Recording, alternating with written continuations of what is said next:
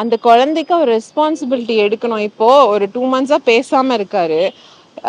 இன்னைக்கு திடீர்னு வந்து என் மேலே ஒரு டிஃபமேஷன் கேஸ் போடுறாங்க. நான் ஹேஷ்டேக் யூஸ் பண்ணக்கூடாது, நான் வீடியோஸை டெலீட் பண்ணும், போஸ்ட்டை டெலீட் பண்ணும், கம்பெனிக்கு வந்து என்னால் வந்து அவதூறு பேச்சுகள் நான் கொடுக்குறேன் அப்படின்னு. நான் எந்த ஃபேக் அலிகேஷனுமே வைக்கலை. நான் இப்போவும் சொல்கிறேன், இந்த குழந்தைக்காக மட்டும்தான் ஃபைட் பண்ணுறேன். இந்த குழந்தைக்காக தான் நான் அந்த போஸ்ட் எல்லாமே எக்ஸ்போஸ் பண்ணி நான் எடுத்துகிட்டு வந்தது. நாளைக்கு இந்த குழந்தையோட அப்பா யாருன்னு ஒரு பெரிய கேள்விக்குறி இருக்குல்ல. அது மாதம்பட்டி ரங்கராஜ்.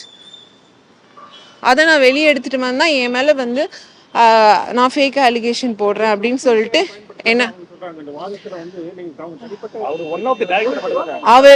அவர் தானே எம்டி சார். நான் வந்து அவரை தானே கல்யாணம் பண்ணார் என்ன. ஸோ அந்த இதை நான் ஹேஷ்டேக் யூஸ் பண்ணேன். நான் வந்து தப்பாவே எதுவுமே நான் போடவே இல்லையே. ஸோ இன்னைக்கு வந்து அத வந்து ஒரு பெரிய இஷ்யூ இல்லை. நான் என்ன கேட்குறேன், இல்லை இப்போ வந்து அவர் வந்து டிஃபேம் போட்டு ஒரு நோட்டீஸ் அனுப்புறாரு.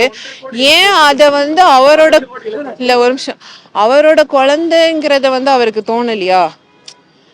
இப்போ நான் அலிகேஷன் போடுறேன்னு சொல்லிட்டு என்னை வந்து கார்னர் பண்ணுறீங்க. பட் அது வந்து அவரோட குழந்தை அப்படிங்கிறது அவருக்கு அது மைண்டில் ஸ்ட்ரக் ஆகவே இல்லையா?